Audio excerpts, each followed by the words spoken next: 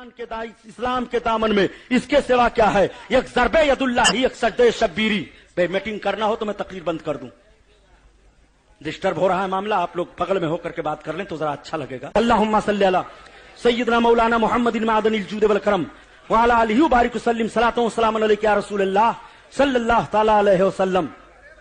مولانا صاحب آپ ذرا ادھر ہو جائیں، سائٹ میں ہو کر کے آپ گفتگو کر لیں، آپ ٹیلی فون نوٹ کر لیں، کچھ بھی درود شریف پڑھیے۔ اللہم صلی علی سیدنا مولانا محمد معدن الجود والکرم وعلی آلہ وبارک وسلم صلاۃ و سلام علیک یا رسول اللہ صلی اللہ تعالی علیہ وسلم۔ ہر انسان سوچتا ہے اور یہ کہنے پر مجبور ہو جاتا ہے کہ ہر انسان کو بیدار تو ہو لینے دو، ہر قوم پکارے گی ہمارے ہیں حسین۔ آپ ذرا غور تو فرمائیے، لڑائیاں بہت ہوئی ہیں اسلام میں، اور ایسی بھیانک لڑائیاں ہوئی ہیں کہ جب ان لڑائیوں کا جائزہ لیا جاتا ہے تو کربلا کے میدان کو اور ان لڑائیوں کو جائزے میں رکھو تو جتنا خون کربلا میں بہا ہے اس سے زیادہ خون اور لڑائیوں میں بہ گیا ہے، جتنی تلواریں کربلا میں چلی ہیں اس سے زیادہ تلواریں اور لڑائیوں میں چل گئی ہیں۔ جنگ تین قسم کی ہوتی ہے، ایک جنگ اقتدار کے لیے ہوتی ہے، ایک جنگ سیاست کے لیے ہوتی ہے، اور ایک جنگ انتقام کے لیے ہوتی ہے، بدلہ لینے کے لیے ہوتی ہے، اور ایک جنگ مذہب اسلام کے لیے ہوتی ہے، دین کے فروغ کے لیے ہوتی ہے۔ اب آئیے، آپ سیاسی جنگوں کی طرف ہمیں آپ کو نہیں جانا ہے، ہم کو اور آپ کو صرف مذہبی لڑائیوں کو دیکھنا ہے اور مذہبی جنگوں کو دیکھنا ہے۔ جب مذہبی جنگوں کی تشریح کی جاتی ہے اور مذہبی جنگوں کا جائزہ لیا جاتا ہے تو کچھ ایسے بھی دانشور اس دور میں پائے جاتے ہیں جو یہ کہہ دیتے ہیں کہ مذہب اسلام دہشت گردی سکھاتا ہے، مذہب اسلام تلوار لے کر کے نکلنے کو سکھاتا ہے، اور مذہب اسلام قتل و غارت گری کا پیغام دیتا ہے۔ میں عرض کرتا ہوں، آپ سنجیدگی سے غور کرو کہ مذہب اسلام پھیلنا شروع ہوا، میرے آقا صلی اللہ علیہ وسلم نے جب مکہ شریف میں اسلام کو پھیلانا شروع کیا تو مکہ میں رسول اللہ کی تلوار پہلے نکلی ہے کہ سرکار کے دشمنوں کی تلواریں پہلے نکلی ہیں۔ رسول کونین صلی اللہ علیہ وسلم پر طائف میں پتھر پھینکے گئے تھے کہ رسول کے جانثاروں نے پتھر پھینکا ہے۔ تمہیں کہنا پڑے گا کہ رسول اللہ صلی اللہ تعالی علیہ وسلم انسانیت کا پیغام دے رہے ہیں، اور جن لوگوں کے اندر انسانیت قبول کرنے کی صلاحیت نہیں پائی جا رہی ہے وہ رسول کونین پر پتھر پھینک رہے ہیں۔ تو جو پتھر پھینک رہا ہے اور انسانیت کا خون کر رہا ہے، دہشت گرد وہ مانا جائے گا، دہشت گرد اسے کہا جائے گا۔ اب آپ ذرا پھر ملاحظہ فرماتے چلیے، رسول کونین صلی اللہ تعالی علیہ وسلم نے جب اسلام کو پھیلانا شروع کیا تو مکہ میں تلواریں نکل آتی ہیں۔ دارالندوہ میں رسول کو قتل کرنے کا پروگرام رسول کے شہدائیوں نے بنایا تھا کہ دہشت گردوں نے بنایا تھا، رسول کونین صلی اللہ تعالی علیہ وسلم کے دشمنوں نے بنایا تھا۔ طائف میں پتھر پھینکے گئے، دہشت گرد کہنا ہے تو انہیں کہو۔ ندوہ میں پروگرام بنایا گیا، دہشت گرد کہنا ہے تو انہیں کہو۔ رسول کونین صلی اللہ تعالی علیہ وسلم کے خلاف جب میرے سرکار کے مقدس حجرے پاک کو رات کے تیسرے پہر میں آ کر کے دشمنان اسلام گھیر لیتے ہیں، سب کی تلواریں نکل آتی ہیں، ایک محمد عربی کے خون کے پیاسے دکھائی دے رہے ہیں، سب کی تلواریں چمک رہی ہیں۔ میں آپ سے پوچھنا چاہتا ہوں، ان تلواروں کا چمکانا رسول کونین کی طرف سے ہے اور رسول کے شہدائیوں کی طرف سے ہے کہ رسول کونین کے دشمنوں کی طرف سے ہے؟ آپ کو کہنا پڑے گا کہ رسول کونین صلی اللہ علیہ وسلم کے دشمنوں کی طرف سے ہے۔ اب آؤ، آپ ذرا جائزہ لیتے ہوئے چلو، رسول کونین ہجرت فرما کر کے مدینہ طیبہ آئے ہیں، سرکار اسلام پھیلا رہے ہیں۔ میرے آقا یہی تو پیغام دے رہے تھے کہ معبود تمہارا ایک معبود ہے، یہ پتھر تمہارے معبود نہیں ہیں، یہ شجر و حجر تمہارے معبود نہیں ہیں، یہ چاند و سورج تمہارے معبود نہیں ہیں، تم ایک خدا کو مانو اور ایک خدا کی عبادت کرو، میں اس خدا کا رسول ہوں جو ساری کائنات کا پالنہار ہے۔ یہی پیغام تو نبی کونین نے دیا تھا، مگر جب اس پیغام کو نہ قبول کرنے والے سامنے آتے ہیں اور دشمنی پر آمادہ ہو جاتے ہیں تو تلواریں نکل آتی ہیں۔ لیکن ایک بات میں عرض کرتا چل رہا ہوں پیارے، آپ پہلی جنگ اسلام کو لے لو۔ آج جو لوگ یہ ذہن دیا کرتے ہیں کہ مذہب اسلام دہشت گردی کا پیغام دیتا ہے، مذہب اسلام کی کوئی بھی جنگ ہو اس میں پہل کی ہی نہیں گئی ہے، اس میں دہشت گردی کا معاملہ آیا ہی نہیں ہے۔ آپ ذرا اندازہ لگائیں، رسول کونین صلی اللہ تعالی علیہ وسلم تو تبلیغ اسلام پھیلا رہے ہیں، آقا کریم کی بارگاہ میں خفیہ رپورٹ دی جاتی ہے، یا رسول اللہ، مکہ کے 1000 اسلام کے دشمن مدینہ شریف پر چڑھائی کرنے کے لیے تیار ہو گئے ہیں اور ان کا قافلہ چل چکا ہے۔ اب آپ سے میں پوچھنا چاہتا ہوں، رسول کونین صلی اللہ علیہ وسلم تو مکہ سے ہجرت کر کے مدینہ طیبہ چلے آئے ہیں، ان لوگوں کو مکہ سے مدینہ پر چڑھ کر نہیں جانا چاہیے۔ آپ یہیں سے اندازہ لگائیے، جو مکہ کے اسلام دشمن سپاہی भी मदीना शरीफ पर इस्लाम की दुश्मनी में चल रहे हैं, दहशतगर्द उन्हें कहोगे कि मदीना शरीफ में 313 शहदाइयों को दहशतगर्द कहोगे। तुम्हें कहना पड़ेगा कि दहशतगर्द वही लोग हैं कि मेरे आका तुम मक्का से मदीना चले गए हैं और तबलीग इस्लाम फैला रहे हैं, मगर तबलीग इस्लाम वो फैलाने नहीं दे रहे हैं और 1000 की जमीयत लेकर के नबी कौनैन सल्लल्लाहु तआला अलैहि वसल्लम के शहदाइयों पर और रसूल कौनैन पर चढ़ दौड़ते हैं। चुनांचे उनका 1000 का लश्कर आकर के मदीना के करीब बद्र के मकाम पर ठहर जाता है। रसूल कौनैन को खबर दी जाती है, या रसूल अल्लाह, दुश्मनाने इस्लाम आ गए हैं। कहां आए हैं? रसूल कौनैन सल्लल्लाहु अलैहि वसल्लम ने फरमाया कि कहां आए हैं? लोगों ने बताया, या रसूल अल्लाह, मकाम बद्र पर वो ठहर चुके हैं, उसके करीब वो पहुंच चुके हैं। अब आपसे मैं पूछना चाहता हूं, अगर आपको इत्तला ये दे दी जाए कि 10,000 के लोग पूरे गोयंडी के लोगों को आ रहे हैं असलहा लेकर के मारने के लिए, तो सारी जमीयत लेकर के आप लोग भी अपने दिफा के लिए निकलेंगे कि नहीं निकलेंगे? निकलना पड़ेगा आपको। ये मिजाज है और ये फितरी तकाजा है, ये इंसानियत का तकाजा है। अब रसूल कौनैन सल्लल्लाहु अलैहि वसल्लम को जब इत्तला दी जाती है तो मेरे सरकार भी अपने शहदाइयों को इकट्ठा करते हैं और इकट्ठा करने के बाद मेरे आका ने जब शुमार किया तो सिर्फ 313 शहदाई दिखाई दे रहे हैं, मगर उसमें भी कुछ निहत्थे हैं। किसी के पास तलवार है तो घोड़ा नहीं, किसी के पास घोड़ा है तो हथियार नहीं। इस तौर पर ये 313 भी रसूल कौनैन के कदमों में कुर्बान होने के लिए मदीना तैयबा से निकल पड़ते हैं। मकाम बद्र पर पड़ाव पड़ जाता है, एक तरफ दुश्मन की फौज है, एक तरफ रसूल कौनैन सल्लल्लाहु अलैहि वसल्लम के शहदाई हैं। 5 मील की दूरी पर मदीना शरीफ से मकाम बद्र पाया जा रहा है और 422 किलोमीटर की दूरी मक्का शरीफ से मदीना शरीफ पाया जा रहा है। 422 किलोमीटर चल करके जो आए एक नजरिए को खत्म करने के लिए, दहशतगर्द उसे कहा जाएगा कि जो 313 की अफराद लेकर के एक दिफा के लिए निकले और इंसानियत की हिफाजत के लिए निकले, दहशतगर्द उसे कहा जाएगा। मैं आपसे पूछना चाहता हूं कि इस्लाम की कोई लड़ाई तुम नहीं दिखा सकते हो कि जिसमें इस्लामी मुजाहिदीन बढ़ करके तुम्हारे सामने गए हो और तुम्हारे सामने वो जाकर के उन्होंने तुम्हारा खून किया हो। मकाम बद्र में हुई थी, रसूल कौनैन के शहदाइयों ने अपनी बहादुरी का जौहर दिखाया, ईमानी जोश पेश फरमाया। बशरी तकाजे की बुनियाद पर वक्त तो ऐसा आ गया था कि इनके कदम उखड़ जाते, लेकिन अल्लाह ताला ने फरिश्तों की मदद नाजिल फरमा दी।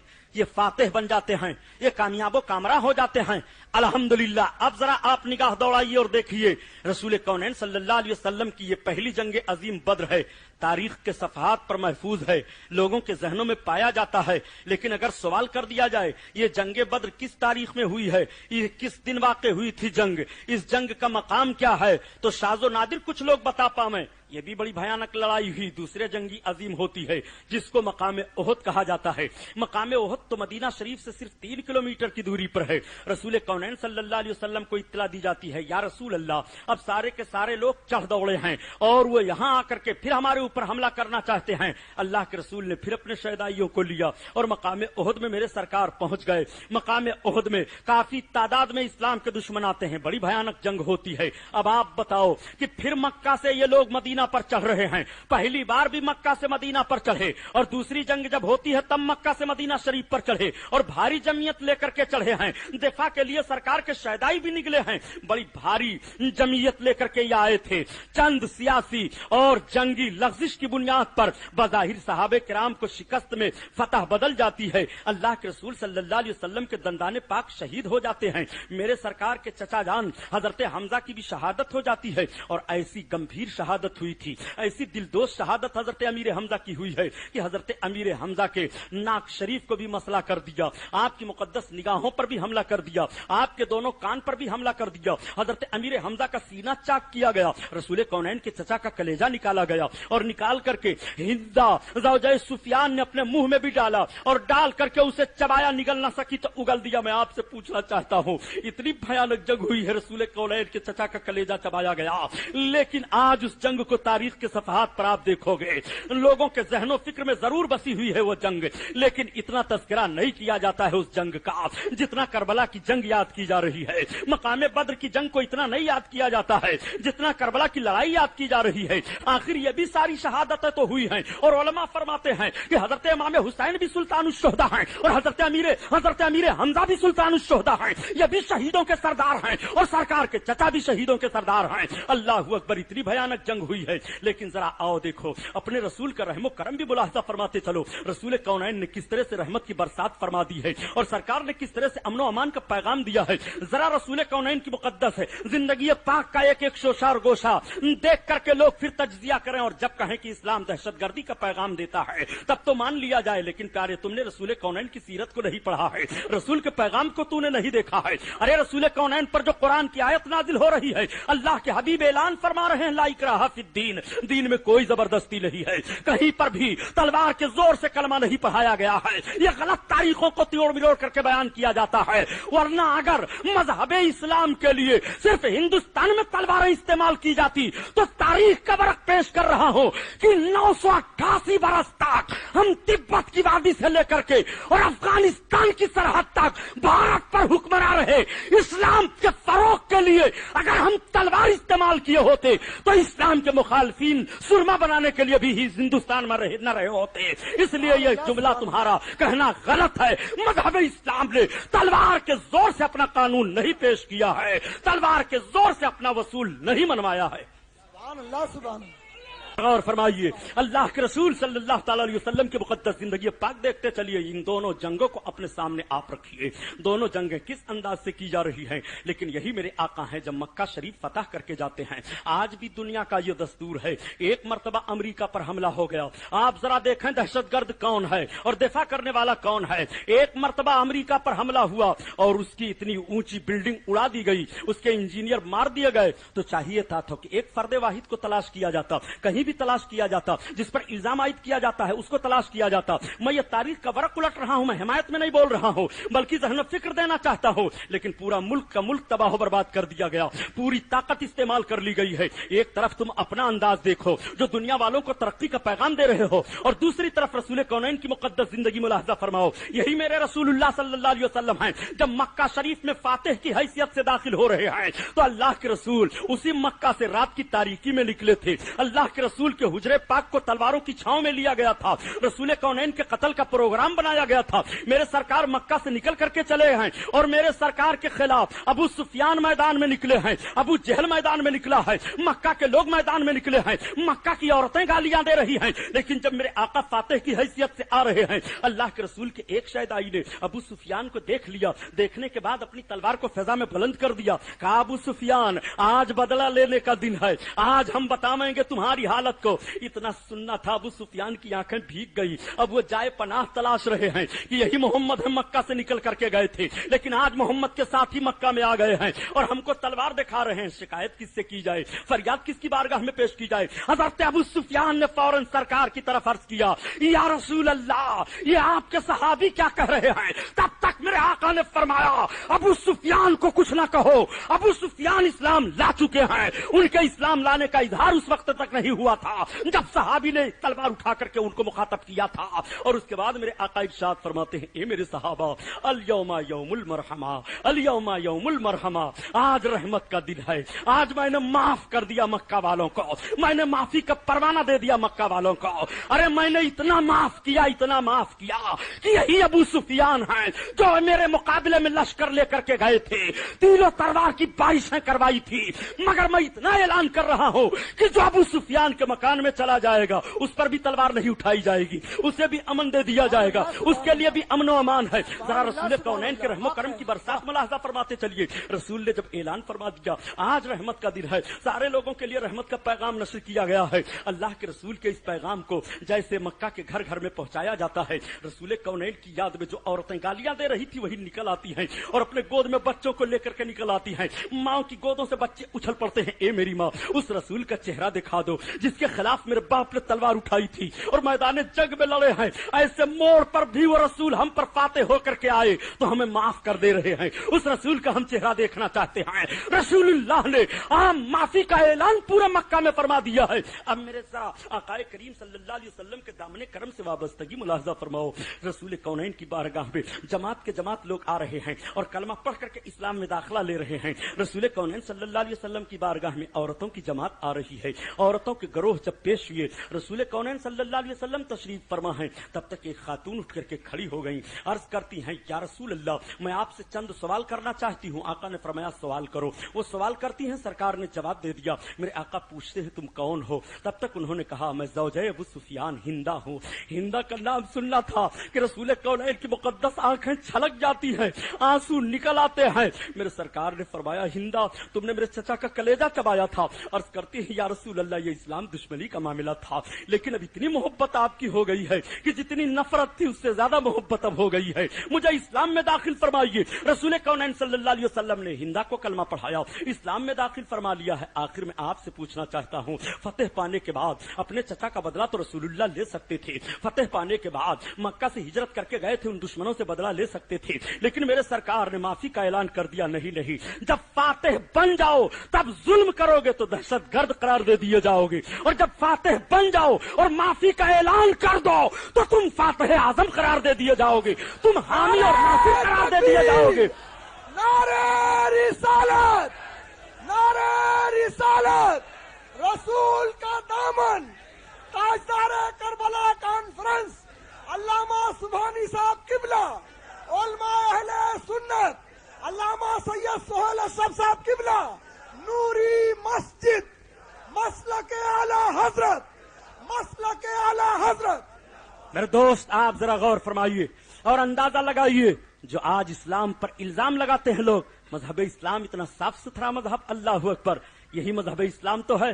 مذہب اسلام بڑھتا چلا جا رہا ہے، یا اور معاملہ ہے کہ اسلام کے ماننے والوں پر دشواریاں آئیں، ملکوں کو تباہ و برباد کیا جائے، لیکن اسلام نہیں تباہ و برباد کیا جا سکتا ہے۔ اسلام کی فطرت میں قدرت نے لچک دی ہے، یہ اتنا ہی ابھرے گا جتنا اسے اٹھاؤ گے اور جتنا اسے دباؤ گے۔ آقا کریم صلی اللہ تعالی علیہ وسلم کی اس سیرت کو آپ ذہن میں رکھتے ہوئے اب آپ کربلا کی طرف بڑھائیے اور ذرا دیکھیے، حضرت ابوبکر صدیق کے دور میں بھی جنگ ہوئی ہے، مسیلمہ کذاب سے بڑی بھاری جنگ ہوئی ہے، عمر فاروق اعظم کے دور میں بھی جنگ ہوئی ہے، اور ایسی جنگ ہوئی ہے کہ ایران فتح ہوا ہے، اور ایران کی فتح ہی میں شہر بانو آتی ہیں، حضرت عمر فاروق اعظم حضرت امام حسین سے ان کا نکاح فرماتے ہیں، لیکن نہ تو ایران کی تاریخ یاد کی جا رہی ہے، نہ تو جنگ موتا کو اتنا یاد کیا جا رہا ہے، نہ جنگ یرموک کو اتنا یاد کیا جا رہا ہے۔ رسول کونین صلی اللہ علیہ وسلم جتنے غزوات میں شریک ہوئے ہیں ان غزووں کا تذکرہ اتنا نہیں ہو رہا ہے، تاریخوں میں یہ سارے غزوات تو پائے جاتے ہیں، رسول کونین کی جب سیرت پڑھی جاتی ہے تو معلومات میں یہ ساری باتیں تو آتی ہیں، لیکن وجہ کیا ہے کہ جب 10 محرم کی تاریخ آ جاتی ہے تو حضرت امام علی مقام کے سراپا حسن کا نقشہ مرد مومن کے دل پر مرتب ہو جایا کرتا ہے۔ جب 10 محرم کی تاریخ آتی ہے تو آنکھیں بھیگ جاتی ہیں، جب 10 محرم کی تاریخ آتی ہے تو یا حسین کا نعرہ کیوں نکل جاتا ہے، جب 10 محرم کی تاریخ آتی ہے تو لوگ اداس کیوں دکھائی دیتے ہیں۔ آخر اور بھی ساری تو لڑائیاں ہوئی ہیں، اور بھی ساری لڑائیوں میں تو لوگ شہید ہوئے ہیں، لیکن آؤ ذرا دیکھو اور اپنے دل کو، اپنے کلیجے کو سنبھال کر کے حضرت امام حسین کی شہادت پر غور کرو۔ امام علی مقام کا دور ہے، حضرت امام علی مقام رضی اللہ تعالیٰ عنہ 7 سال رسول کونین صلی اللہ تعالیٰ علیہ وسلم کی پرورش میں رہے ہیں، 7 سال کی عمر حضرت امام حسین کی تھی تب میرے آقا صلی اللہ علیہ وسلم کا وصال ہوا، 7 سال تک رسول کونین کی گود میں تربیت پانے والے امام حسین ہیں۔ حضرت امام حسین کا جب دور آیا ہے ہجری 60 ہے، ہجری 60 لگنے سے پہلے پہلے ایک صحابی سرکار کے بڑے مشہور ہیں حضرت ابو ہریرہ، یہ دعا مانگا کرتے تھے، اے پروردگار عالم مجھے ہجری 60 کے لونڈوں کی حکومت سے بچا لے۔ چنانچہ حضرت ابو ہریرہ کی یہ دعا قبول ہو گئی اور ان کا انتقال ہجری سن 59 میں ہو گیا، اور جب ہجری 60 لگتی ہے پیارے تب ذرا ملاحظہ فرماؤ لونڈوں کو حکومت واقعی آ جاتی ہے۔ حضرت امیر معاویہ رضی اللہ تعالیٰ عنہ خلیفہ تھے، حضرت امیر معاویہ امیر المومنین تھے مولا کائنات رضی اللہ تعالیٰ عنہ کے بعد، لیکن جب ان کے دور خلافت کا معاملہ سامنے رکھا جاتا ہے اور ان کا انتقال ہوتا ہے، ان کے انتقال کے بعد یزید پلید جب تخت نشین ہوتا ہے اور اپنے باپ کی آمریت کو لے کر کے چلنے لگتا ہے تو فوراً مطالبہ کیا گیا تھا کہ حسین ابن علی سے بیعت لے لو، عبداللہ ابن زبیر سے بیعت لے لو، عبداللہ ابن عمر سے بیعت لے لو، عبداللہ ابن عباس سے بیعت لے لو، حضرت عبد الرحمن ابن ابو بکر سے بیعت لے لو۔ یہ 4 لوگ پائے جا رہے تھے، بڑے عظیم تھے اس وقت، پورے حرمین طیبین میں انہی کا وقار و دبدبہ تھا، انہی کا تقوی اور ان کی پرہیزگاری دیکھی جا رہی تھی، اور ان میں سب میں اس وقت سب سے افضل والا حضرت امام حسین رضی اللہ تعالیٰ عنہ مانے گئے تھے۔ بلکہ جب ہم سیرت معاویہ مطالعہ کرتے آتے ہیں تو ہمیں یہ پتا چلتا ہے کہ حضرت معاویہ نے بھی ایک موڑ پر یزید سے کہا تھا کہ سن، تجھے 4 لوگوں کے تعلق سے تو خطرہ رہے گا، لیکن ان 4 میں حسین ابن علی کے تعلق سے تجھے بہت غور و فکر کرنا پڑے گا، وہ شہزادے رسول ہیں، وہ نواسے رسول ہیں۔ اتنی تاکید کر دی تھی امیر معاویہ نے۔ اب آئیے ذرا دیکھیے، جب یہ زبردستی اپنے باپ کے بعد میں باپ کی جگہ پر خلیفہ بن بیٹھتا ہے اور اپنی خلافت کو خلافت الہیہ تسلیم کروانے کی کوشش کرتا ہے تو سارے لوگوں نے دیکھا اور جائزہ لیا کہ یہ خلافت الہیہ اپنی خلافت کو تو منوانا چاہتا ہے، لیکن خلافت الہیہ منوانے کے لیے جو خلیفہ بنے اور اس کے اندر جو ضابطہ اور دستور پایا جانا چاہیے وہ ضابطہ اور دستور تو یزید کے اندر نہیں پایا جا رہا ہے۔ یہ تو نماز کو چھوڑ دیتا ہے، یہ تو کتے اور بندر کا کھیل دیکھتا ہے، یہ تو لونڈیوں سے گانے سنتا ہے، یہ تو کبھی کبھی سنا گیا ہے کہ شراب بھی پی لیتا ہے۔ یہ بدعمالیاں یزید کی عام ہو گئی تھی اور ان بدعمالیوں کی اطلاع مدینہ والوں کو بھی مل جاتی ہے، مکہ والوں کو بھی مل جاتی ہے۔ جب ان بدعمالیوں کی اطلاع مل گئی اور یزید زبردستی خلیفہ بن بیٹھا تو اختلاف کر دیا گیا۔ کوفہ کے لوگوں نے سوچا کہ حضرت امام حسین اس وقت ہیں، ان کے بھائی کا تو وصال ہو گیا اور حضرت امام حسین اس وقت ہیں، کیوں نہ حضرت امام حسین رضی اللہ تعالیٰ عنہ کو بلایا جائے کہ ان کے باپ نے کوفہ کو دارالسلطنت قرار دیا تھا اور کوفہ کو بسانے والے وہی ہیں، کوفہ کو آراستہ اور پیراستہ کرنے والے وہی ہیں اور ان کے شہزادے گرامی وقار اس وقت مرجع خلائق بنے ہوئے ہیں، ہر چیز میں سب سے افضل و اعلیٰ ہیں، تو کیوں نہ ان کو بلا لیا جائے اور ان کے ہاتھ پر ہاتھ رکھ دیا جائے۔ کوفہ والوں کا یہ مطالبہ صحیح تھا، یہ ان کا ذہن و فکر صحیح تھا، لیکن بعد میں انہوں نے کیا کیا یہ آپ سنتے رہتے ہیں، تاریخوں میں پڑھتے رہتے ہیں۔ ہم جو آپ کو ذہن و فکر میں بات ڈالنا چاہتے ہیں اس نتیجے پر ذرا غور فرمائیے۔ حضرت امام علی مقام رضی اللہ تعالیٰ عنہ مدینہ طیبہ میں ہیں، جیسے مطالبہ کیا گیا اور یزید کی طرف سے پہنچ گئی اطلاع کہ اب ہماری بیعت کریں، امام علی مقام نے فرمایا، حضرت امیر معاویہ کے وصال کو سن کر کے استرجاع فرمایا، انا للہ و انا الیہ راجعون پڑھا۔ اب آپ ذرا غور فرمائیں پیارے، جب یزید کا معاملہ سامنے آیا تو حضرت امام علی مقام غور و فکر کرنے لگے۔ تب تک عشاء کے بعد گورنر مدینہ کا آپ کو بلاوا بھیج دیتا ہے، حضرت امام حسین تشریف لے گئے، بات چیت ہونے لگی۔ امام علی مقام نے معارضہ قائم کر دیا کہ یزید کے تعلق سے ایسا ایسا سنا گیا ہے اور اگر حضرت امیر معاویہ نے ایسا کیا ہے کہ اپنے بعد انہوں نے اپنے بیٹے کو خلیفہ نامزد کر دیا ہے تو یہ مناسب نہیں ہے، یہ تو عامت المسلمین کا حق ہے، اس لیے کہ اگر اپنے بعد بیٹا کو خلیفہ بنانا جائز ہوتا تو حضرت ابوبکر اپنے بیٹے کو بنا دیتے، عمر فاروق اعظم اپنے بیٹے کو بنا دیتے، حضرت عثمان غنی اپنے آدمی کو بنا دیتے، میرے باپ اپنے بیٹے حضرت حسن کو بنا دیتے، لیکن ایسا نہیں کیا گیا ہے۔ یہ عامت المسلمین کا حق ہے اور عامت المسلمین کی بغیر رائے لیے ہوئے خود حق عامریت کو استعمال کرنا اس کو غصب کہتے ہیں اور غاصب کے ہاتھ پر ہاتھ دینا مومن کو جائز نہیں ہے۔ یہ معارضہ حضرت امام حسین قائم کر کے اور وہاں سے نکل آتے ہیں۔ حضرت امام حسین نے گرفت کس کس چیز کی تھی آپ بہت صاف ذہن رکھ کر کے سنیے گا۔ امام حسین کی گرفت تھی کہ یزید بے نمازی ہے، حضرت امام حسین کی گرفت تھی کہ یزید شراب پیتا ہے، حضرت امام حسین کی گرفت تھی کہ یزید کے اندر لاؤبالی پن پایا جاتا ہے، یزید کے اندر شرعی پابندیاں نہیں پائی جاتی ہیں۔ ان چیزوں کی گرفت حضرت امام حسین نے کی تھی اور آپ کی گرفت صحیح ہے، حق ہے، صحیح آپ نے کیا۔ ایک طرف یزید کا خاکہ اپنے سامنے رکھو، ایک طرف حضرت امام حسین کا خاکہ اپنے سامنے رکھو اور ذرا ملاحظہ فرماؤ، ایک نماز چھوڑ رہا ہے اور ایک 24 گھنٹے میں فرض نمازوں کے علاوہ 3000 رکعت نماز نفل پڑھ رہا ہے، ایک کتے اور بندر کا کھیل دیکھ رہا ہے اور دوسرے کی نگاہ ہردم قرآن کی آیتوں پر رہتی ہے، ایک تقدس کو پامال کر رہا ہے اور دوسرا 25 حج پیدل کرتا ہے، ایک شاہی گھرانے میں پرورش پاتا ہے اور ایک رسول کونین کی گود میں پرورش پایا ہے، ایک رسول کونین کے سینے اقدس پر کھیلا ہے، رسول کونین کی انگلی چوسا ہے اور ایک نہ جانے کیسے کیسے ماحول میں پرورش پایا ہے۔ آپ ذرا دونوں کا خاکہ سامنے رکھتے ہوئے کہیے اور فیصلہ دیجئے، اگر ایسی عادتیں یزید کے اندر تھی اور صحیح تھی تو کیا جائز تھا کہ حضرت امام حسین اس کے ہاتھ پر ہاتھ دے دیتے؟ آپ ذرا مجھے بتائیں۔ تو امام حسین نے ہاتھ نہیں دیا، ان کو دقتوں کا سامنا کرنا پڑا، ان کو دشواریاں جھیلنی پڑی، ان کو پریشانیوں کا سامنا کرنا پڑا، لیکن آؤ ذرا دیکھو پیارے، پریشانیاں وہ کیسے جھیلتے ہیں، وہ دشواریاں کیسے جھیلتے ہیں۔ سیاسی جنگیں ہوئی ہیں تو فوج و اقتدار حاصل کرتے ہوئے یا پوری جمعیت کے ساتھ ہوئی ہیں۔ ہم جمعیت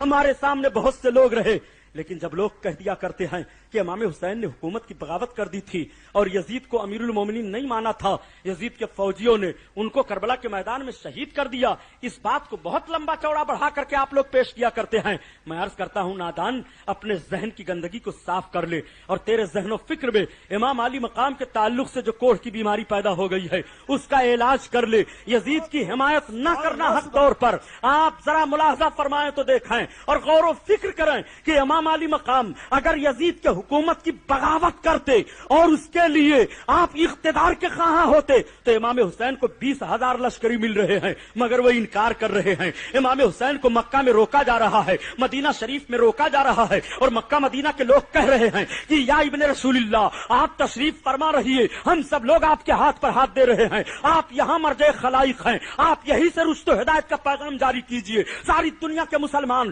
آپ کے قدموں میں آنے کے لیے تیار ہیں، آپ کے قدموں پر قربانی پیش کرنے کے لیے تیار ہیں، مگر آپ کوفہ نہ جائیے، ہمیں کوفہ سے خطرہ لگ رہا ہے۔ امام علی مقام فرما رہے ہیں یہاں تو تم لوگ رشد و ہدایت کی بات کر رہے ہو، یہاں عبداللہ ابن زبیر بھی ہیں، یہاں عبداللہ ابن عباس بھی ہیں، یہاں عبد الرحمن ابو بکر بھی ہیں، یہاں حضرت عبداللہ ابن عمر بھی ہیں، یہ سب کے سب سرکار کے صحابہ ہیں، یہ تابعین ہیں، یہ حضرت ابو سعید خدری ہیں، یہ فلاں ہیں، یہ فلاں ہیں، یہ سارے لوگ سرکار کے صحابہ اور سرکار کے صحابہ کے بعد تابعین تبع تابعین، یہ سارے لوگ پائے جا رہے ہیں۔ کوفہ کے لوگ ہمیں بلا رہے ہیں تو ہمیں کوفہ میں جانے دو، وہ رشد و ہدایت کی بات کر رہے ہیں تو ہمیں جانے دو۔ اب ہمارے سامنے کوئی شرعی حجت ایسی نہیں رہ گئی ہے کہ میں ہیلا اور بہانہ کر دوں، اس لیے کوفہ نہ جاؤں۔ حضرت امام علی مقام نے جب یہ سوال رکھا تو اہل حرمین خاموش ہو جاتے ہیں۔ امام علی مقام نے تیاری کر لی ہے۔ اے پیارے، اگر امام علی مقام کو لڑنا ہوتا تو 6 مہینے کا شیرخوار بچہ لے کر کے نہ جاتے، امام علی مقام کو لڑنا ہوتا تو اپنی بیویوں کو لے کر کے نہ جاتے، امام علی مقام کو لڑنا ہوتا تو کربلا کی سرزمین پر 8 سالہ بچی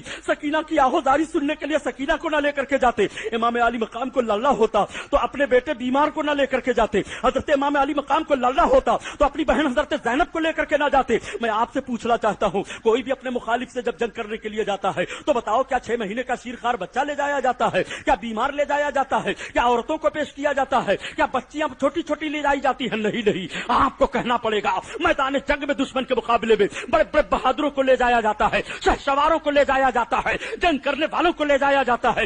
امام علی مقام 6 مہینے کا شیرخوار بچہ لے کر جا رہے ہیں، اپنی بہن کو لے کر کے جا رہے ہیں، اپنی بیویوں کو لے کر کے جا رہے ہیں، حضرت مسلم کی یتیمہ کو لے کر کے جا رہے ہیں، اپنے بھائیوں کو لے کر کے جا رہے ہیں، اپنے عابد بیمار کو لے کر کے جا رہے ہیں۔ امام علی مقام جب لے کر کے کربلا کی سرزمین پر اترے ہیں تو آپ ذرا جائزہ لو، جب 22,000 لشکریوں نے امام علی مقام کو گھیرا تھا تو امام علی مقام نے ارشاد فرمایا تھا اس 22,000 لشکری کا سپہ سالار کون ہے؟ کسی نے عرض کیا یا نواز رسول، اس کا سپہ سالار عمرو بن سعد ہے۔ حضرت امام علی مقام عمرو کو جانتے تھے کہ حضرت سعد بن وقاص کا یہ لڑکا ہے، وہ حضرت سعد بن وقاص جنہوں نے روما کو فتح کرنے کے لیے اور حضرت سعد بن وقاص جب مجاہدین کو لے کر کے اسلامی لشکریوں کو لے کر کے دشمنان اسلام کو زیر کرنے کے لیے چلے تھے تو راستہ میں سمندر پڑ گیا ہے، راستہ نہیں ہے جانے کے لیے۔ لوگوں نے عرض کیا اے سپہ سالار ہم کو راستہ کہاں سے ملے گا؟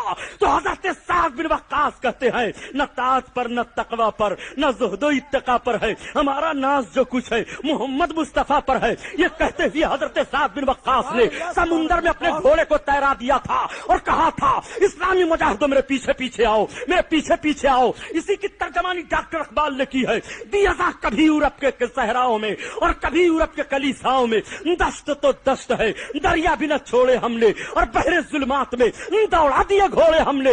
ہم وہ تھے پیارے، یہی حضرت سعد بن وقاص ہیں جن کی سربراہی میں بحر ظلمات میں گھوڑے دوڑائے جا رہے ہیں، یہی حضرت سعد بن وقاص ہیں مقام احد میں رسول اللہ کی طرف سے دشمنوں پر تیر چلا رہے ہیں۔ باپ کا حال یہ ہے، مگر یہی بیٹا ہی اقتدار کا بھوت سوار ہے، دنیا سوار ہو گئی ہے اور دنیا کی لالچ میں نواز رسول کے خون میں اپنی تلوار کو ڈبونا چاہتا ہے۔ ذرا دیکھو اسی دنیا کے لیے رب نے ارشاد فرمایا وَأَسْرَ الْحَيَاةَ الدُّنْيَا فَإِنَّ الْجَحِيمَ هِيَ الْمَأْوَىٰ، جس نے دنیاوی زندگی ہی کو سب کچھ سمجھا اس کا ٹھکانہ جہنم ہے۔ یزیدی لشکریوں نے دنیاوی زندگی ہی کو سب کچھ سمجھا تھا اس لیے ان کا ٹھکانہ جہنم ہے، وہ جہنمی قرار دے دیے جاتے ہیں۔ قرآن کا فیصلہ ہے وَأَسْرَ الْحَيَاةَ الدُّنْيَا فَإِنَّ الْجَحِيمَ هِيَ الْمَأْوَىٰ۔ آپ ذرا غور فرمائیے اور دیکھتے ہوئے چلیے، اندازہ لگائیے تو آپ کا ذہن و فکر صاف ہو جائے گا۔ حضرت امام حسین نے جب کہا اچھا بلاؤ عمر کو، عمر سامنے آتا ہے، امام علی مقام پھر معارضہ قائم کرتے ہیں۔ عمر یہ 22,000 لشکر کہاں لے کر جا رہے تھے؟ ہم تو جا رہے تھے کفار سے لڑنے کے لیے، ویلم کے کافروں بدروں سے، پھر ادھر کیوں تم چلے آئے؟ آپ یزید امیر شام کی بیعت قبول فرما لے۔ عمرو ابن سعد یہ تو بتاؤ، امیر شام یزید ابن معاویہ کی بیعت میرے لیے درست ہے یا کسی مسلمان کے لیے درست ہے؟ عمرو نے کہا نہیں۔ کہا کیوں؟ کہا آپ صحیح گرفت کیے ہوئے ہیں۔ امام علی مقام نے فرمایا کیا وہ نماز برابر پڑھتا ہے؟ نہیں۔ کیا وہ کتے اور بندر کا کھیل دیکھتا ہے؟ ہاں دیکھتا ہے۔ کیا وہ شراب پیتا ہے؟ ہاں کبھی کبھی شراب کے نشے میں دیکھا گیا ہے۔ تو بتاؤ عمرو وہ حق پر ہے کہ باطل پر ہے؟ باطل پر ہے۔ عمرو پھر تم اس کا ساتھ کیوں دے رہے ہو؟ عمرو نے کہا میرے مکانات جلوا دیے جائیں گے، میرا گھر لوٹ لیا جائے گا۔ امام علی مقام نے فرمایا تمہیں اس سے اچھے مکانات مل جائیں گے، تمہیں اس سے اچھا اقتدار مل جائے گا۔ عمرو چلا گیا کہ ٹھیک ہے میں کل فیصلہ سناتا ہوں۔ یہ بھی بات تو کربلا کے میدان میں آئی تھی، حضرت امام علی مقام کے خلاف جو تلوار چلانے والا ہے سویرے سویرے، امام علی مقام اس سے اقرار کروا رہے ہیں میں حق پر ہوں کہ یزید حق پر ہے، تو یہ اعلان کر رہے ہیں نہیں آپ حق پر ہیں یزید باطل پر ہے۔ اگر امام حسین حق پر نہ ہوتے تو 1000 کا لشکر لے کر کے جب حر ابن یزید ریاحی نے حضرت امام علی مقام کو سب سے پہلے گھیرے میں لیا تھا اور کربلا کی سرزمین پر امام علی مقام کے سب سے پہلے وہی 1000 لشکری آتے ہیں، تو حر نے امام کا ساتھ کیوں پکڑا تھا؟ یزیدیوں کا ساتھ کیوں چھوڑ دیا تھا؟ ان کے نرغے سے کیوں نکل آیا تھا؟ آپ کو کہنا پڑے گا کہ جب یزید حر ابن یزید ریاحی کا ذہن و فکر یہ تسلیم کرتا رہا یہ سیاست کی لڑائی ہے، تو وہ سیاست کا ساتھ دیتے رہے، اور جب حر ابن یزید ریاحی کی عقل نے اور عشق نے سمجھ لیا یہ سیاست کی لڑائی نہیں ہے بلکہ یہ اسلامی اصول و ضابطے اور حقانیت کی لڑائی ہے۔ امام حسین کا مطالبہ درست ہے کہ خلافت الہیہ اس کی خلافت کو نہیں مانا جائے گا جس کے اندر دینی پابندیاں نہ پائی جا رہی ہوں، اور وہ دعویٰ کرے کہ ہم خلافت الہیہ قائم کیے ہوئے ہیں، ہم کو سب امیر المومنین مان لیں، اس کو مومنوں کا امیر سردار نہیں مانا جائے گا۔ تو فوراً حر نے یہ اعلان کر دیا تھا اب میں حسین کے قدموں میں قربان ہونے کے لیے جا رہا ہوں، آؤ تمہاری تلواریں پہلے مجھ سے مٹ بھیڑ ہوں گی، پہلے میرے تلوار سے تمہاری تلواریں ٹکرائیں گی۔ کربلا کے میدان میں ہوا بھی یہی تھا۔ اب تمہیں کہنا پڑے گا پیارے کہ حضرت امام حسین کے قدموں میں حضرت حر کی شہادت بتا رہی ہے کہ انسان کو بیدار تو ہو لینے دو، ہر قوم پکارے گی ہمارے ہیں حسین، اور مرحبا جرأت ابن حیدر، سر دے دیا بات نہ جانے دی۔ آپ ذرا کربلا کا جائزہ لیں اور کربلا کی لڑائی کو دیکھتے ہوئے چلے۔ امام علی مقام نے یہی معارضہ تو قائم کیا تھا، امام علی مقام نے یہ گرفت لی تھی کہ وہ بے نمازی ہے، تو حضرت امام علی مقام کی جنگ بے نمازی سے ہو رہی ہے، وہ شرابی ہے۔ امام علی مقام کی جنگ شرابی سے ہو رہی ہے، وہ کھیل اور کیا نام لہو لیب کا خوگر ہے۔ امام علی مقام کی جنگ کھیل اور تماشے کی عادت ڈالنے والے سے ہو رہی ہے، دین میں لاپرواہی کرنے والے سے ہو رہی ہے۔ اب آپ ذرا بتاؤ یہ حضرت امام حسین کی جنگ صرف کربلا تک محدود ہے کہ قیامت تک یہ جنگ چلتی رہے گی؟ آپ کو کہنا پڑے گا یہ قیامت تک جنگ چلتی رہی۔ امام حسین کی صلح شرابی کے ہاتھ پر نہ کربلا کے میدان میں ہوئی ہے، نہ امام حسین کی صلح شرابی کے ہاتھ میں کسی بھی میدان میں ہوگی۔ تو امام حسین کا ہاتھ تو بظاہر دیکھا گیا کہ کربلا میں رکھا ہے، سر شہید کیا گیا، گردن کاٹی گئی ہے، مگر حسینی مشن تو پایا جا رہا ہے اور ذہن مل جا رہا ہے نہ حسین نے شرابی سے مصالحت کی ہے اور نہ کوئی حسینی شرابی سے مصالحت کرے، نہ حسین نے بے نمازی کو رہنما مانا ہے، نہ کوئی حسینی بے نمازی کو رہنما مانے، نہ حسین نے جھوٹے کو رہنما تسلیم کیا ہے، نہ کوئی حسینی جھوٹے کو رہنما تسلیم کرے۔ یہی تو پیغام کربلا ہے، یہی تو حضرت امام حسین کی جیت ہے اور یہی تو یزید کی ہار ہے۔ قتل حسین اصل میں مرگ یزید ہے، اسلام زندہ ہوتا ہے ہر کربلا کے بعد۔ سبحان اللہ سبحان اللہ۔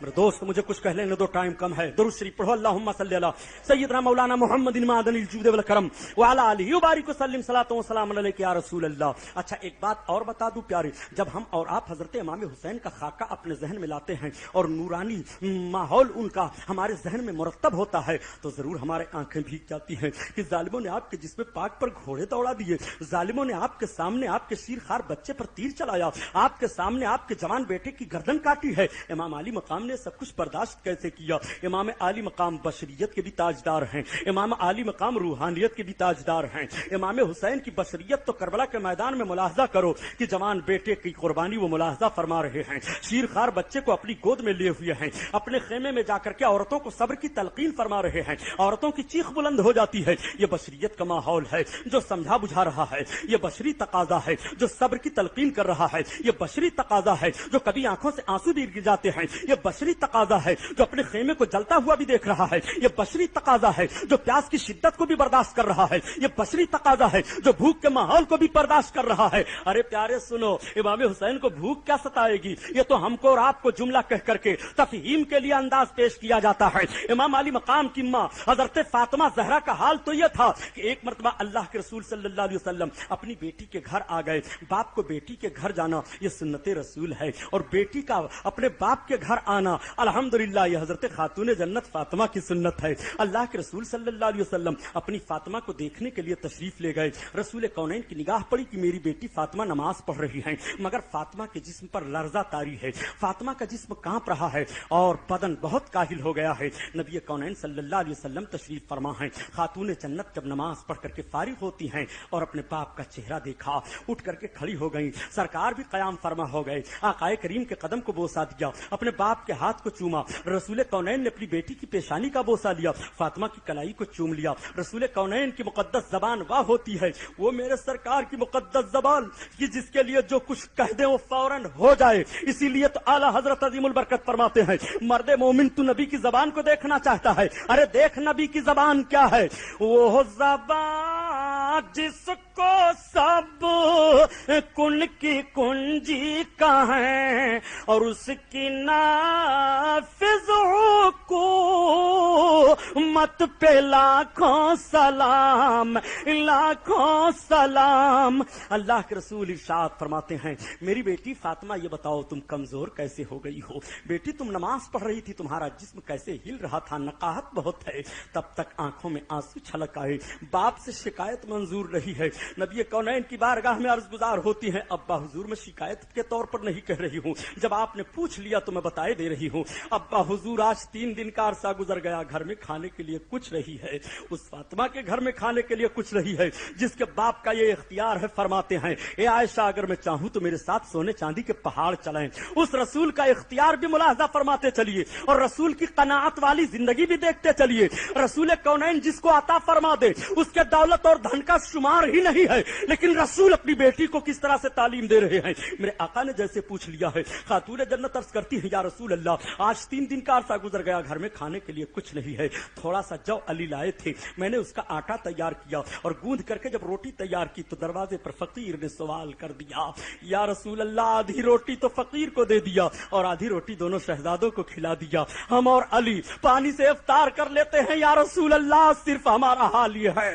تب تک میرے سرکار کی نگاہ نبوت چھلک جاتی ہیں اور دستے نبوت اپنے آقا کی بارگاہ میں دراز کرتے ہوئے عرض کرتے ہیں، اے پروردگار اب میری فاطمہ کو بھوک نہ ستائے۔ اللہ کے حبیب کی دعا قبول ہو جاتی ہے اور اسی تاریخ سے حضرت فاطمہ کو بھوک نہیں ستاتی ہے۔ اسی فاطمہ کا دودھ پینے والے حسین ہیں جس کو بھوک نے ستایا نہیں ہے۔ تو کربلا کے میدان میں فاطمہ کے لال کو بھوک سے چیلنج کیا جائے، بھوک میں برداشت کر لوں گا، پیاس سے چیلنج کیا جائے میں برداشت کر لوں گا، بچے کی قربانی سے چیلنج کیا جائے میں برداشت کر لوں گا، سکینہ کی آہوزاری سے چیلنج کیا جائے میں برداشت کر لوں گا، زینب کے آہوفغہ سے چیلنج کیا جائے میں برداشت کر لوں گا، زینب کی پکار سے چیلنج کیا جائے میں برداشت کر لوں گا، مگر اے پکار مذہب اسلام کا وصول بگڑے حسین یہ برداشت نہیں کرے گا، حسین اس کو برداشت نہیں کر سکتا ہے، حسین سب کی بھیگی پلکوں کا بوجھ اٹھا لے گا مگر اسلام کے چہرے پر کالک لگائی جائے حسین اس کو برداشت نہیں کر سکتا ہے۔ حسین نے نانا سے وعدہ کیا تھا اور حسین اس وعدہ کو پورا کرے گا۔ کربلا کی سرزمین پر آؤ، یہ سارے بشری تقاضے تو آپ دیکھتے چلے جا رہے ہو، حسین کا خیمہ جلا دیا گیا، پانی کو سے ترسایا گیا ہے، امام علی مقام کے بچوں کو پانی نہیں دیا گیا ہے، یہ سب ساری باتیں صحیح ہیں، بشری تقاضے سے ہم تسلیم کرتے چلے جا رہے ہیں، لیکن اسی موقع پر حضرت امام حسین کی روحانیت کو بھی تو ملاحظہ فرما لو۔ جب حضرت علی اصغر کی شہادت ہوئی اور کربلا کے اس میدان سے خیمے کی طرف اپنے سینے سے لگائے ہوئے حضرت امام علی مقام علی اصغر کو خیمے کی طرف سے لا رہے ہیں، خیمے کی طرف، اور بچے کے گلے کا خون باپ کے رخسار پر پڑا ہے۔ جو صاحب اولاد ہوں وہ سوچیں کہ اگر ان کی گود میں ان کا کوئی دشمن ان کے بچے کو مار دے تو کیا باپ کی عقل سلامت رہے گی؟ کیا اس کا جوش و جذبہ نہیں ابھرے گا؟ مگر باہر صبر پر داد دو حضرت امام حسین کے۔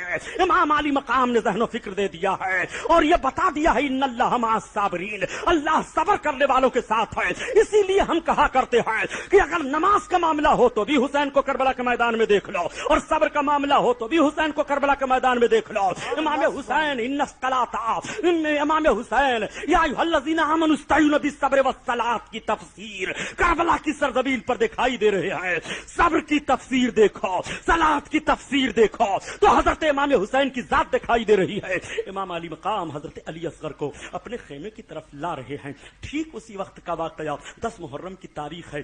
یمن کے ایک تاجر عبداللہ یمنی تھے، وہ بیان فرماتے ہیں کہ میں سمندر کے جہاز سے اور کئی تاجر تھے، ہم سب لوگ جا رہے تھے تجارت کرنے کے لیے۔ اچانک سمندر میں ایک لہر اٹھی، ایک طوفان آیا اور میرا جہاز ہچکولے کھانے لگا۔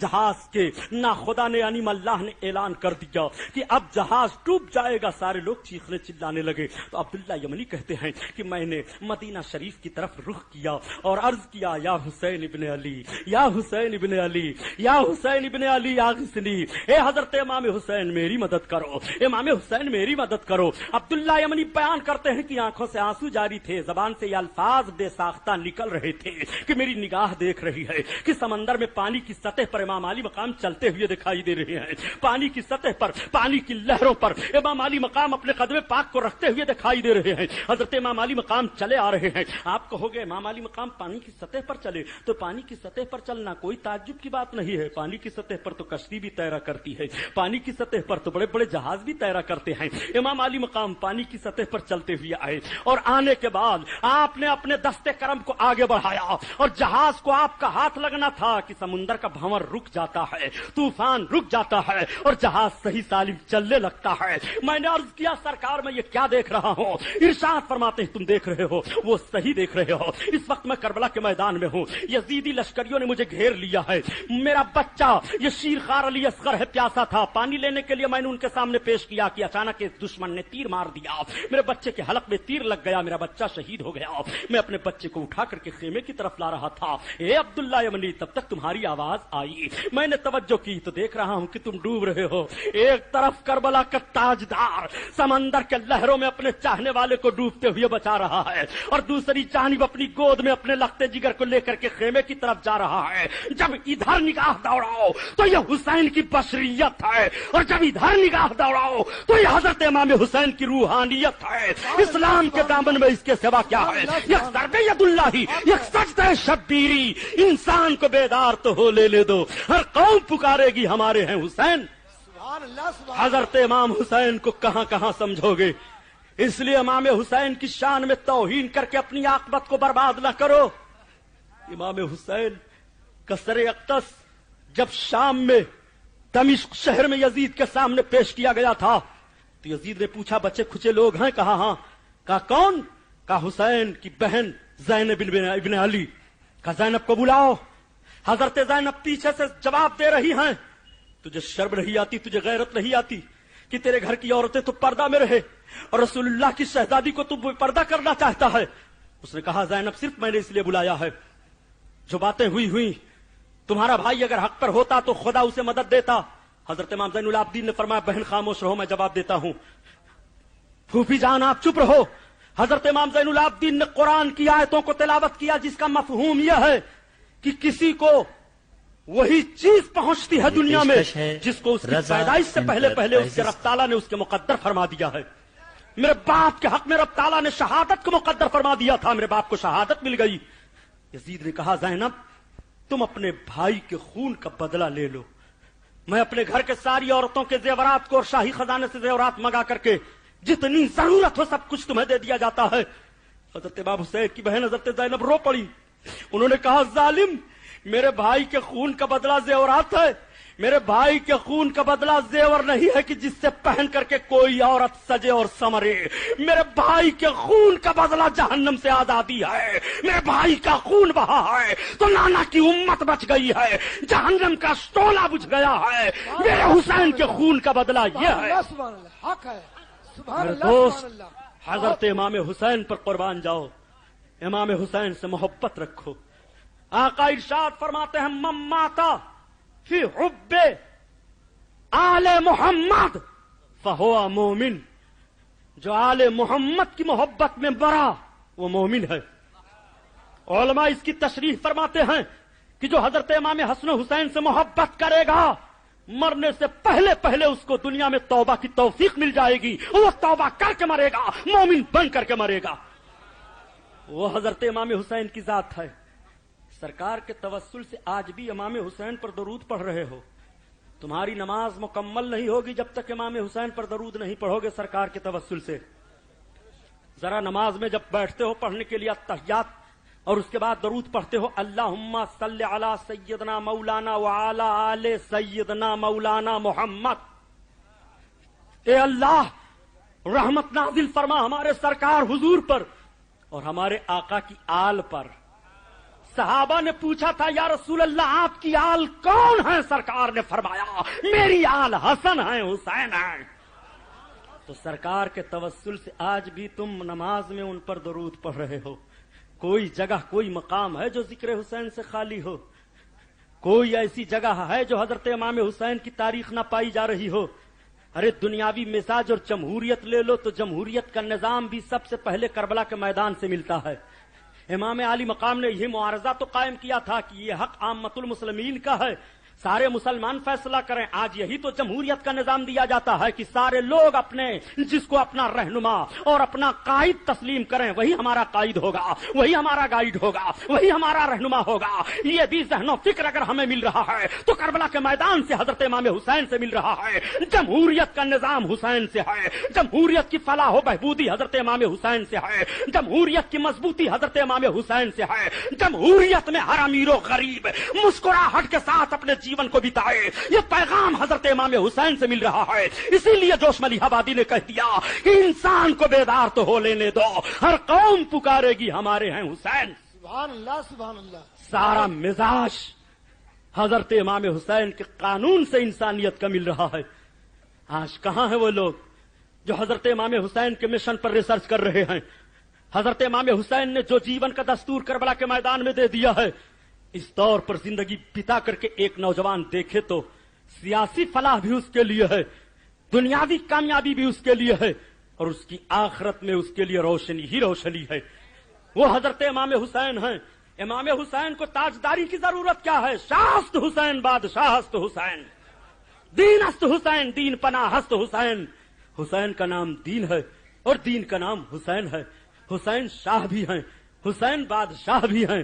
حسین کے نانا نے ان کو جنت کے جوانوں کا سردار قرار دے دیا ہے. جب جنت کی سرداری پہلے مل رہی ہے تو عربستان کی سرداری کے محتاج حسین نہیں ہے. حسین نے تو اسلام کا ضابطہ بچایا تھا. میرے دوست, اس ضابطے پر ہم کو اور آپ کو عمل کرنا ہے. شراب کی بوتلیں ہاتھ میں نہ ہوں, نماز کی پابندی کرو, نماز نہ چھوٹے. امام علی مقام نے ایک بے نمازی کے ہاتھ پر ہاتھ نہ دے کر, کیوں ہاتھ نہیں دیا امام نے بے نمازی کے ہاتھ پر؟ اس کا جملہ, اس پر آپ ریسرچ کرو, اس جملے پر غور کرو. قرآن میں رب فرماتا ہے فَوَيْلٌ لِّلْمُصَلِّينَ الَّذِينَ هُمْ عَن صَلَاتِهِمْ سَاهُونَ. جہنم ہے ان لوگوں کے لیے جو اپنی نمازیں بھول بیٹھے ہیں, جن پر نمازیں فرض ہیں اگر وہ جان بوجھ کر چھوڑ رہے ہیں تو رب فرماتا ہے ان کے لیے جہنم ہے. یزید نماز چھوڑ رہا ہے, قرآن کے فیصلے سے بے نمازی جہنمی ہے. امام حسین ایسے نمازی اور جنتیوں کے سردار ہیں, وہ جہنمی کے ہاتھ پر اپنا ہاتھ کیسے رکھ دیتے اور جنت و دوزخ کا معاملہ ایک کیسے کر دیتے. ستیزہ کار رہا ہے ازل سے تائم روز, شرار بلہوی سے چراغ مصطفی. سبحان اللہ. حسین کا دامن, حسین کا دامن. درود شریف پڑھو. اللهم صل على سيدنا مولانا محمد معدن الجود والكرم وعلى آله وبارك وسلم صلاة وسلام عليك يا رسول اللہ. امام علی مقام نے جہنمی سے اختلاف کیا, جہنمی کے ہاتھ پر ہاتھ نہ دیا بے نمازی کے. شراب چھوڑو, شراب کو ہاتھ نہ لگاؤ. ام الخبائث شراب کو کہا گیا ہے, تمام گناہوں کی جڑ شراب کو کہا گیا ہے. مسلمان تو مسلمان ہو کر کے شراب خانے میں کیسے جاتا ہے؟ اور جب پولیس کی گرفت میں آتا ہے، پوچھا جاتا ہے تیرا نام، جب تو کہتا ہے میرا نام عبداللہ، ذہن و فکر انتظامیہ کا کہاں جاتا ہے کہ جس قوم کے لوگوں نے شراب کی بھٹیوں کو آگ لگا دی تھی، اور جس قوم کے لوگوں نے دنیا کے انسانوں کو انسانیت کی روشنی میں رہنے کا پیغام دیا تھا، جس قوم کے تعلق سے قرآن میں رب بیان فرماتا ہے کنتم خیر امت اخرجات للناس تامرون بالمعروف وتنہون عن المنکر، تم بہترین امت ہو، تم اس لیے پیدا کیے گئے ہو تاکہ لوگوں کو برائیوں سے روکو اور نیکیوں کا حکم دو۔ جوان سوچ تیرے لیے قرآن کیا فیصلہ دے رہا ہے، اور تیرے ہاتھ میں شراب کی بوتل ہے۔ شرابی سے امام کی جنگ ہوئی تھی، کل بھی حضرت امام کی جنگ شرابی سے ہے، اور قیامت تک حضرت امام حسین کی جنگ شرابی سے رہے گی۔ تو شرابی بن کر کے حضرت امام حسین کا باغی نہ بن، شرابی جہنمی ہے، اور شرابی کے ہاتھ پر حضرت امام نے ہاتھ نہیں دیا۔ ذرا ذہن لیتے چلو، نمازی بن جاؤ تو حسینی ہو، شراب سے توبہ کر لو حسینی ہو، گناہوں کے قریب نہ جاؤ حسینی ہو۔ اور کیا پیغام ہے حضرت امام حسین کا؟ کربلا کے میدان میں کئی یزیدی لشکریوں نے اعلان کیا تھا کہ ہم قرآن کو نہیں مانتے، نہیں۔ کیا انہوں نے انکار کیا تھا کہ حسین ہم تمہارے نانا کا کلمہ نہیں پڑھتے؟ نہیں۔ کیا ان لوگوں نے اعلان کیا تھا کہ حسین ہم دین کے اصولوں پر عمل نہیں کرتے؟ نہیں، بلکہ حضرت امام علی مقام نے فرمایا تھا کہ تم لوگوں نے اپنا امیر جس کو تسلیم کیا ہے وہ دستور اسلام سے لاپرواہ دکھائی دے رہا ہے، اس لیے میری جنگ اس سے ہے۔ تو جب بد عملوں سے حضرت امام حسین نے مصالحت نہیں کی اور اتحاد نہیں ہوا، تو بد عقیدوں سے تمہارا اتحاد کیسے ہو سکتا ہے؟ کچھ لوگ جب یہ جملہ کہہ دیا کرتے ہیں کہ صاحب بڑا خلفشار کا دور ہے، بڑی تباہی بربادی کا دور ہے، مسلمان مارے جا رہے ہیں، سب کو متحد ہو کر رہنا چاہیے، تو میں نے ایک جملہ حضرت کہا، میں نے کہا بات تو صحیح ہے، سارے لوگ سنی مسلمان بن جاؤ، سب متحد ہو جاؤ، قرآن ایک، رسول ایک، خدا ایک، مسلمان ایک، تو سب کا عقیدہ ایک ہو جائے، تو سب کا عقیدہ ایک ہو جائے، سب سنی عقیدے پر ہو جاؤ، اتحاد ہو جائے گا۔ اب آپ کہو گے سبحانی صاحب سنی عقیدے پر، جی ہاں، سنی عقیدہ ہی نجات دینے والا عقیدہ ہے۔ بتاؤں کیوں؟ امام علی مقام کے سامنے 22,000 ہیں، امام علی مقام تنہا، وہ 2200 کہہ رہے ہیں امام یزید کو امیر تسلیم کر لو، ہم سب میں اتحاد ہو جائے۔ میرے آقا نے ارشاد فرمایا ستفترق امتی علی 73 ملتا کلہم فی النار الا ملتا واحدہ۔ قالوا ما ہوا یا رسول اللہ؟ قال رسول اللہ صلی اللہ علیہ وسلم ما انا علیہ و صحابی۔ یہ حدیث شریف ہے، آقا صلی اللہ علیہ وسلم نے صحابہ کے بھرے مجمع میں ارشاد فرمایا میری امت قریب 73 فرقوں میں بٹے گی۔ یہ کون فرما رہے ہیں؟ سرکار فرما رہے ہیں۔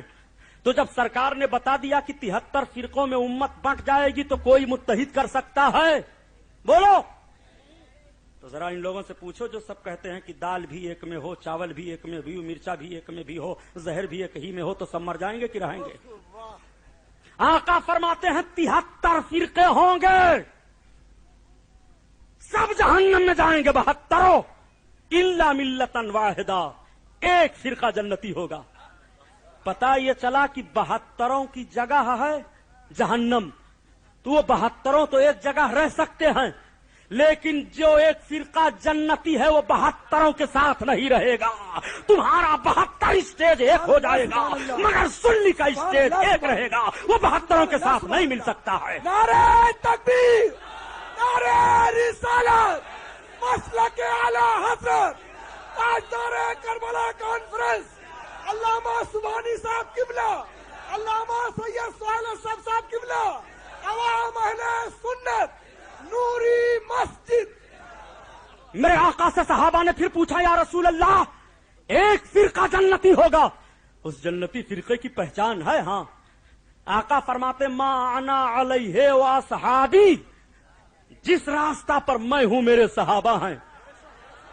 सरकार फरमाते हैं जिस रास्ता पर मैं हूं मेरे सहाबा हैं, तो सरकार ने हुसैन से मोहब्बत की है, अबू बकर ने हुसैन से मोहब्बत की है, उमर फारूक आजम ने हुसैन से मोहब्बत की है, उस्मान गनी ने हुसैन से मोहब्बत की है, सारे ताबइयों ने हुसैन से मोहब्बत की है। पता ये चला कि हुसैन से मोहब्बत करना रसूल का तरीका है और सहाबा का तरीका है। जो हुसैन से मोहब्बत करेगा वही जन्नती फिरका है।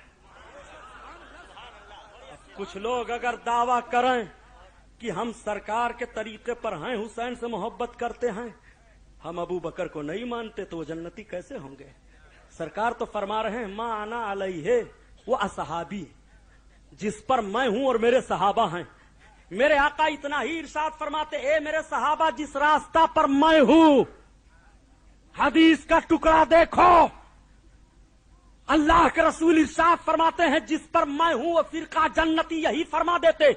असहाबी क्यों कह रहे हैं? रसूल की निगाह देख रही है कि कुछ लोग दावा मुझसे मोहब्बत का करेंगे मगर अबू बकर को गाली देंगे, उमर को गाली देंगे, उस्मान को गाली देंगे, इसलिए रसूलुल्लाह ने फरमा दिया उस रास्ता पर तुम्हें चलना होगा जिस पर मैं चल रहा हूं, मेरे सहाबा चल रहे हैं, तब तुम्हें नजात मिलेगी। यही सच्चा फिरका है और यही सिराते मुस्तकीम है। सुभान अल्लाह, सुभान अल्लाह, बहुत खूब। मेरे दोस्त, इन जुमलों को आप कबूल कर लो।